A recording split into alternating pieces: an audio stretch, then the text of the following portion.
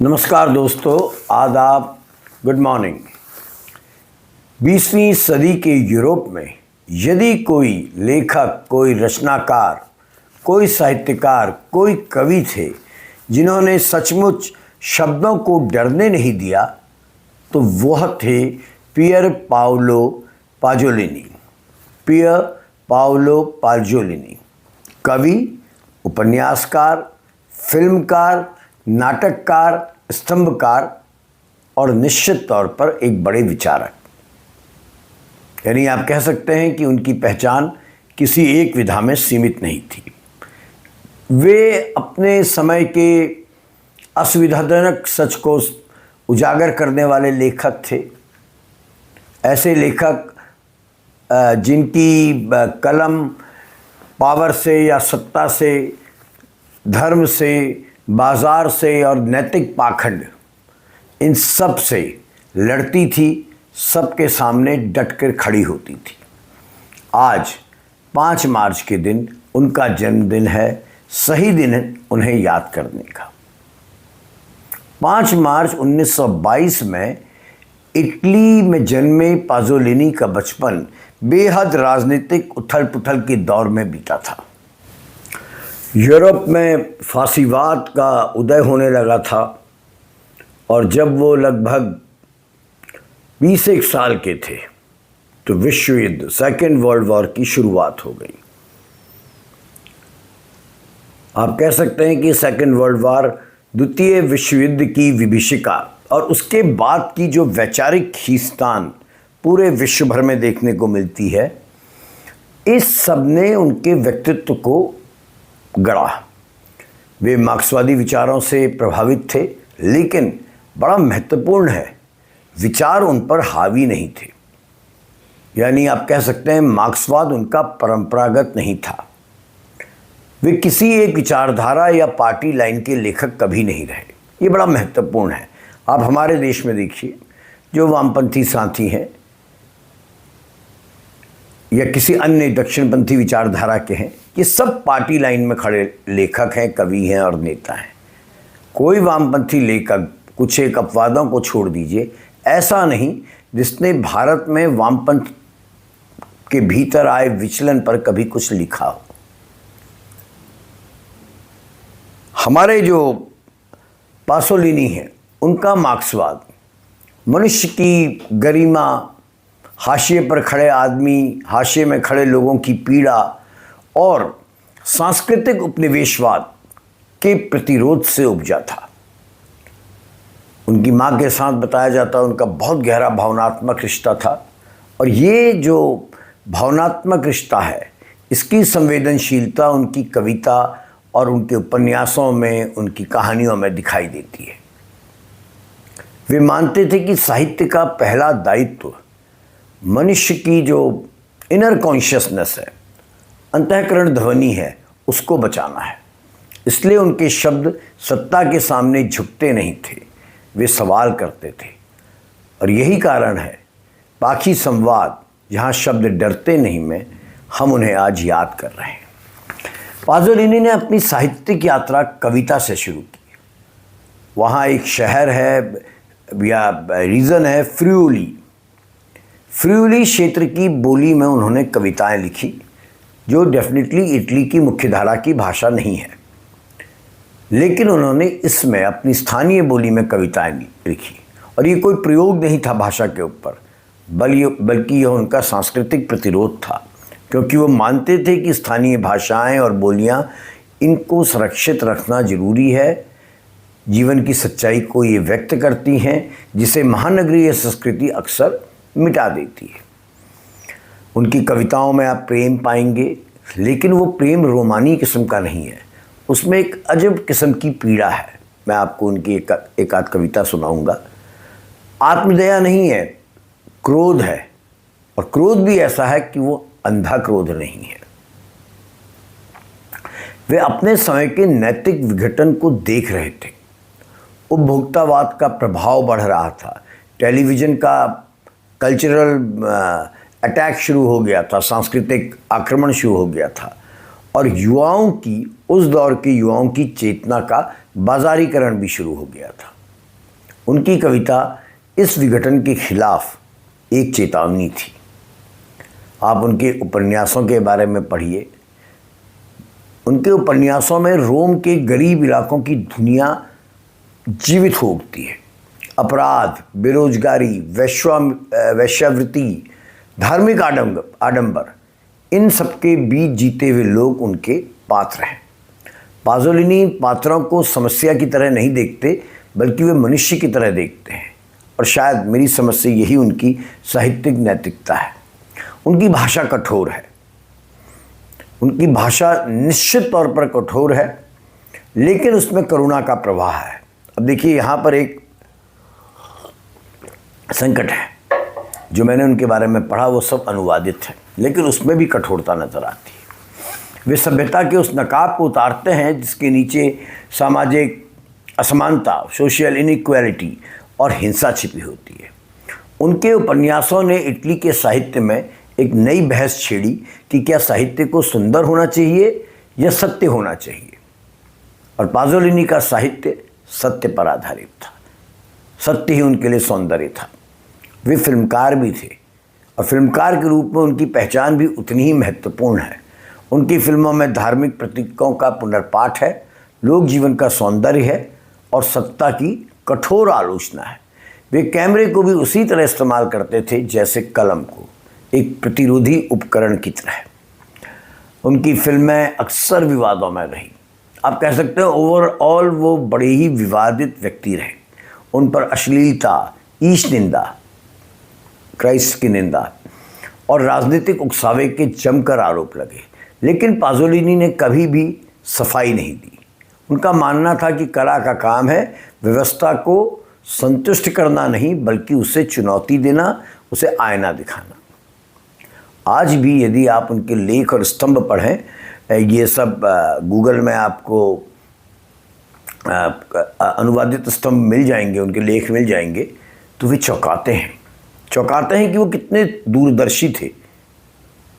आज जो कुछ घटित हो रहा है उसके बारे में उन्होंने तभी सोच लिया था।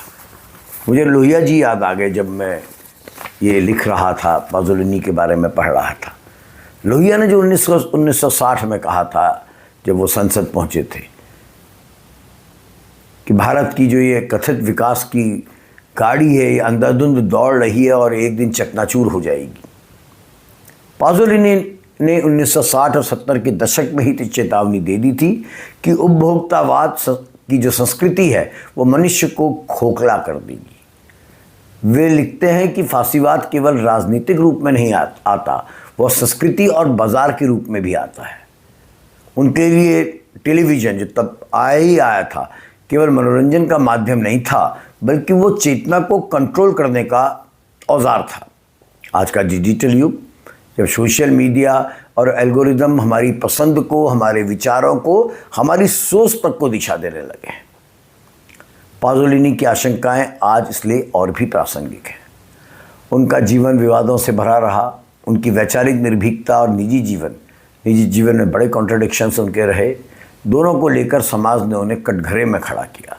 लेकिन एक बड़ी खूबसूरत बात है और बड़े साहस की बात है, उन्होंने अपने निजी जीवन को भी कभी छिपाने की कोशिशें नहीं की। जो उनका सेक्सुअल ओरिएंटेशन था उसको भी उन्होंने कभी छिपाया नहीं। वे खुले तौर पर अपनी पहचान के साथ खड़े रहे, वो भी उस समय जब समाज में असहिष्णुता बहुत ज़्यादा थी। 1975 में उनकी हत्या हो गई और उनकी हत्या ने पूरे इटली को झकझोर दिया था। आज तक भी उनकी मृत्यु का रहस्य बना हुआ है और इटली में खासकर बहस का विषय है। उनकी मौत ने उनकी आवाज़ को नहीं दबाया, बल्कि उसे और तीखा कर दिया। वे एक ऐसे लेखक बन गए जिसकी अनुपस्थिति भी एक तरह की उपस्थिति होती है। 2 नवंबर 1975 की सुबह रोम के ओस्टिया बीच के किनारे एक सुनसान इलाके में पियर पाओलो पाज़ोलिनी का शव मिला था। बुरी तरह से कटा पिटा, बेरहमी से उनको पीटा गया था और उनकी ही कार से उनको कुचल दिया गया था। और एक सामान्य हत्या नहीं थी, ये उस समय के इटली की सांस्कृतिक और राजनीतिक चेतना पर एक बड़ा आघात था। वे अपने लेखों में सत्ता के ऊपर, भ्रष्टाचार पर और उपभोक्तावाद पर तीखे प्रहार कर रहे थे। उनकी एक बड़ी विवादास्पद फिल्म है सालो, या एक और फिल्म है 120 डेज ऑफ सोडम, जिनके कारण वो बहुत चर्चा में थे, आलोचना के केंद्र में थे। इसलिए पहले तो ये साफ नहीं हो पाया कि ये पॉलिटिकल मर्डर है या क्या है। लेकिन उनकी हत्या के कुछ ही समय बाद एक 17 बरस के युवक को गिरफ्तार किया गया। इस युवक का नाम था पीनो पेलोसी। पीनो पेलोसी अभी भी है, जहाँ तक मैंने पढ़ा, जिंदा है। उसने अपना अपराध स्वीकार कर लिया, अदालत ने उसे दोषी ठहराया, और जो ऑफिशियल जो स्टेटमेंट सामने आया, कहानी सामने आई, वह पाज़ोलिनी और इस युवक के बीच यौन संबंधों का होना और उसके बाद इन यौन संबंधों का कटु हो जाना था, हिंसक हो जाना था। उस समय की जो पुलिस की जांच थी और बाद में अदालत ने इसी कारण से व्यक्तिगत हिंसा का मामला माना था। पाज़ोलिनी जाहिर है खुले तौर पर समलैंगिक थे। 1950 के दौर में ही या दशक में ही उनके समलैंगिक संबंधों को लेकर उन पर सामाजिक और कानूनी दबाव बहुत ज़्यादा था। उस दौर का इटली जो बेहद रूढ़िवादी था और समलैंगिकता को लेकर सामाजिक पूर्वाग्रह बहुत तीखे थे। हमारे यहाँ तो आज भी बहुत तीखे हैं। पाज़ोलिनी ने अपनी पहचान छिपाने के बजाय ईमानदारी से इसे स्वीकार किया था। बहरहाल कहानी उनके मर्डर की यहीं ख़त्म नहीं होती। 2005 में, यानी हमारे ही समय में, हत्या के लगभग 30 बरस बाद ये युवक जो उस समय 17 साल का था, 1975 में, पीनो पेलोसी ने अपना बयान बदल दिया। उसने कहा कि वो अकेला हत्यारा नहीं थे, 3 अन्य लोग भी थे जिन्होंने पाज़ोलिनी को पीटा और उसके बाद पुलिस ने उनसे झूठा कबूलनामा करवाया। इस बयान के बाद रहस्य फिर से गहरा गया। यदि हमला सामूहिक था तो वो लोग कौन थे? क्या ये वो लोग भी पाज़ोलिनी के साथ समलैंगिक संबंधों में थे या इसके पीछे कुछ और था? बहरहाल ये बात कभी भी खुली नहीं है। 1970 का दशक इटली में राजनीतिक चिंता का समय था। इसे ईयर्स ऑफ लीड कहा जाता है। वाम और दक्षिणपंथी उग्रवाद, पॉलिटिकल साजिशें, गोपनीय पॉलिटिकल मीटिंग्स, ये सब, और सत्ता से जुड़ा अपराध, सब कॉमन चीज़ें थी इटली में। माफिया वहाँ का पनपने लगा था। पाज़ोलिनी ने अपने लेखों में खुले तौर पर लिखा कि उन्हें सत्ता के भ्रष्ट चेहरों के नाम मालूम है। उन्होंने उपभोक्तावाद को नई फांसीवादी संस्कृति कह पुकारा। ऐसे में बहुत सारे इंटेलेक्चुअल्स का, बहुत सारे जर्नलिस्ट का को तब ये आशंका थी कि उनकी हत्या कि केवल यौन संबंधों के चलते हुए विवाद के कारण नहीं हुई थी। लेकिन अभी तक इसका कोई प्रमाण सामने नहीं आया है। कानूनी रूप से ही माना गया है कि उनके यौन संबंध थे, वो समलैंगिक थे और उनको मार दिया उनके प्रेमी ने। पाज़ोलिनी के बारे में एक बात और समझनी जरूरी है कि उनकी समलैंगिक पहचान को कई बार हत्या की व्याख्या में सनसनीखेज तरीके से इस्तेमाल किया गया। बहुत सारे लोग ऐसे थे जो उनके लिखे को, उनकी साहित्य को डिस्क्रेडिट करते हुए इसे केवल यौन स्कैंडल की तरह पेश करते हैं, जबकि उनके राजनीतिक लेखन और सांस्कृतिक आलोचना की तीव्रता इससे कहीं बड़ी है। इस दृष्टि से उनकी मृत्यु केवल एक अपराध की घटना नहीं, बल्कि उस समाज के पूर्वाग्रहों और जो उस समय की सत्ता थी, जिस प्रकार की सत्ता थी, उसको आईना दिखाती है। शायद उनकी हत्या का सच कभी भी स्पष्ट ना हो, लेकिन यह निर्विवाद है कि वो एक ऐसे लेखक थे जिनके शब्द बेहद असुविधाजनक थे, समाज के लिए भी, सत्ता के लिए भी। उन्होंने सत्ता को, धर्म के ठेकेदारों को, बाजार को और नैतिक पाखंड को सभी से एक साथ टकराने का दुस्साहस किया था। दुनिया भर में वर्तमान में भी जो हम देख रहे हैं, अभिव्यक्ति की स्वतंत्रता पर नए नए खतरे मंडरा रहे हैं। लेखक हों, पत्रकार हों, सब सत्ता के दबाव में हैं, बाज़ार के दबाव में हैं, और हमारे यहाँ ही नहीं, बहुत सारी जगह अब भीड़ के भी, मॉब के भी दबाव में। ऐसे समय में दोस्तों, पाज़ोलिनी हमें याद दिलाते हैं कि शब्द का साहस ही साहित्य की असली परीक्षा है। वे हमें ये भी याद दिलाते हैं या सिखाते हैं, आप कह सकते हैं, कि असहमति देशद्रोह नहीं होती, असहमति लोकतंत्र की आत्मा होती है। ये सबसे इम्पॉर्टेंट चीज़ है जो हमें याद दिलाते हैं। वे बताते हैं कि संस्कृति का काम केवल मनोरंजन नहीं है, बल्कि समाज के नैतिक विवेक को जगाए रखना भी है। कुल मिलाकर हम कह सकते हैं कि पियर पाओलो पाज़ोलिनी एक बेचैन आत्मा थे। वे किसी एक विचारधारा, किसी एक संस्था, किसी एक पहचान में समा ही नहीं सकते। उन्होंने अपने समय की विडंबनाओं को जिया और उन्हें शब्द दिया। उनकी रचनाएं हमें असुविधाजनक सवालों से भागने नहीं देती हैं। पाखी संवाद, जहाँ शब्द डरते नहीं, पाज़ोलिनी इस मंच की आत्मा के करीब खड़े मुझे नज़र आते हैं, क्योंकि वो हमें सिखाते हैं कि शब्दों का साहस केवल साहित्यिक गुण नहीं है, नैतिक आवश्यकता है। और ऐसे समय में जब समाज में चुप्पी गहराने लगे, तब कविता को बोलना चाहिए, लेखों को बोलना चाहिए, कहानियों को बोलना चाहिए। जब सत्ता दमनकारी हो जाए तो लेखक को उनसे प्रश्न करने चाहिए। और जब बाजार मनुष्य को वस्तु में बदलने लगे, तब विचार को प्रतिरोध करना ही करना चाहिए। पियरे पाओलो पाज़ोलिनी के रचना संसार को समझने के लिए उनकी कविता और उनके उपन्यास दोनों को पढ़ना जरूरी है। वे उन बिरले लेखकों में हैं जिनके लिए कविता निजी संवेदना का क्षेत्र थी और उपन्यास सामाजिक यथार्थ का खुला डॉक्यूमेंट, खुला दस्तावेज। एक ही प्रकार की बेचैनी आपको उनकी कविताओं में दिखाई देगी, एक ही प्रकार की बेचैनी आपको उनके उपन्यासों में दिखाई देगी, और दोनों में ही नैतिक आग्रह भी दिखाई देगा।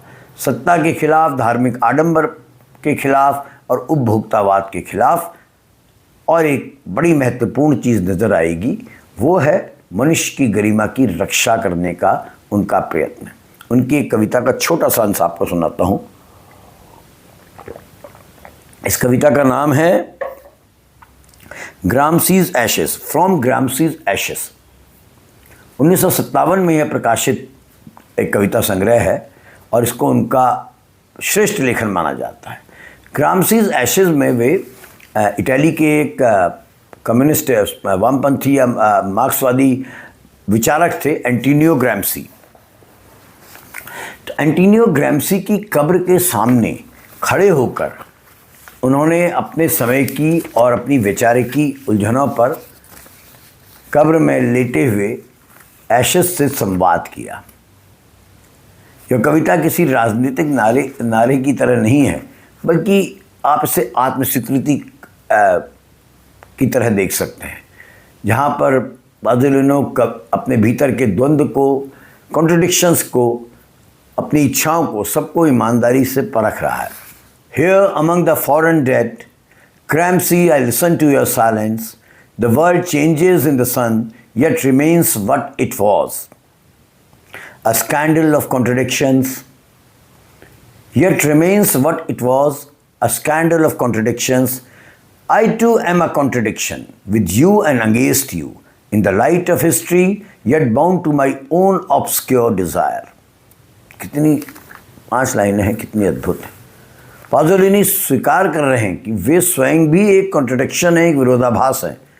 मार्क्सवाद से सहमत भी हैं, लेकिन असहमत भी हैं। इतिहास के पक्ष में भी हैं, लेकिन इतिहास का विरोध भी करते हैं। निजी इच्छाओं से बंधे हुए हैं। यह ईमानदारी उनकी कविता शक्ति का मूल कह सकते हैं। उनका एक उपन्यास है, राइट प्रोनाउंसिएशन मुझे नहीं पता, मगर जो अंग्रेजी में लिखा हुआ पढ़ा, क्योंकि वो तो उनकी लोकल बोली में है, रागाजी डी विटा। 1955 में प्रकाशित यह उपन्यास हुआ है, रागाजी डी विटा। यह उपन्यास पाज़ोलिनी की कथा दृष्टि का एक बड़ा महत्वपूर्ण उदाहरण है। शीर्षक का अर्थ है जिंदगी के लड़के या जीवन के लड़के। इसमें रोम के उपनगरों में रहने वाले गरीब, गुरबा, बेरोजगार, अपराध की ओर धकेले गए नवयुवकों के जीवन का चित्रण है। कोई पारंपरिक कथा नहीं है जिसमें एक नायक हो और कोई स्पष्ट अंत हो। बल्कि यह अलग अलग प्रसंगों के माध्यम से उस समाज का चित्र बनाता है जिसे इटली की मध्यम वर्गीय नैतिकता देखना ही नहीं चाहती। इसमें बहुत ज़्यादा स्थानीय बोली का उन्होंने प्रयोग किया, बहुत ज़्यादा शायद गाली गलौज भी इसमें है, जैसा मैंने सिनॉप्सिस पढ़ी जो उसमें समझ में आया, और यथार्थ को बड़े नग्न तरीके से उन्होंने सामने रखा, और इसके कारण ये उपन्यास बड़ा विवादों में रहा। उन पर अश्लीलता के मुकदमे चले, लेकिन उन्होंने अपने लिखे को मिटाने से इनकार कर दिया। यह उपन्यास हमें बताता है कि गरीबी केवल आर्थिक नहीं है, बल्कि सांस्कृतिक बहिष्कार भी एक प्रकार की गरीबी है। पाज़ोलिनी इन लड़कों को अपराधी नहीं, बल्कि व्यवस्था के पीड़ित के रूप में सामने रखते हैं। उनकी दृष्टि में करुणा है, लेकिन वो करुणा दया नहीं बनती, वह एक राजनीतिक प्रश्न चिन्ह बनती है। उनकी एक और कविता है, ये कविता भी मुझे लगता है थोड़ी सी पढ़नी चाहिए, द टीयर्स ऑफ एक्सकेवेटर। मैं इसलिए इस कविता को पढ़ना चाहता हूँ कि हमारे देश में जो दशकों से हम विकासशील देश है, हमारे यहाँ डेवलपमेंट होता जा रहा है, और आजकल तो पहाड़ों को काट के भी चौड़ी चौड़ी सड़कें बनाई जा रही हैं, धार्मिक आडंबर चरम पर है। तो ऐसे में ये कविता बड़ी महत्वपूर्ण है, और समझिएगा आज से 70-80 साल पहले लिखी गई इस कविता को, और हमारे से जोड़िएगा, बिल्कुल कनेक्ट हो जाएंगे आप। आधुनिकता और विकास के नाम पर हो रहे विनाश का ये अद्भुत संकेत करती है। एक्सकेवेटर मतलब खुदाई करने वाली मशीन, और ये इसके जरिए कवि कह रहे हैं, the excavator weeps in the pale light of dawn while the city rises. वाह! The excavator weeps in the pale light of dawn while the city rises, indifferent, new and cruel. Beneath its iron mouth, the past collapses quietly. Beneath its iron mouth, the past collapses quietly. इस कविता में विकास और विनाश के साथ साथ बहुत कुछ चल रहा है। मशीनें रो रही हैं। मानवीकरण आधुनिकता की विडंबना को यह सच उजागर करता है। शहर नया है, पर उसकी क्रूरता भी उतनी ही नई है। उजाला हो रहा है, सूरज उग रहा है, लेकिन अतीत डूबने लगा है। तो पाज़ोलिनी की कविता आत्मालोचन और वैचारिक द्वंद्व की जगह है। उनका उपन्यास सामाजिक यथार्थ का नंगा सच, दोनों में एक कॉमन फैक्टर है, साझा तत्व है, वो केवल एक सच बोलने का साहस। वे ना तो अपने समय के वामपंथ से पूरी तरह संतुष्ट थे, न ही पूंजीवादी व्यवस्था से, दोनों से टकराते थे। पाखी संवाद, जहाँ शब्द डरते नहीं, इस वाक्य को यदि किसी रचनाकार की आत्मा में मूर्त रूप देना हो तो मैं समझता हूँ पाज़ोलिनी एक बहुत सटीक उदाहरण है। उनकी कविताएं हमें अपने भीतर झांकने के लिए बाध्य करती हैं, और उनके उपन्यास हमें समाज की संरचना पर पुनर्विचार करने के लिए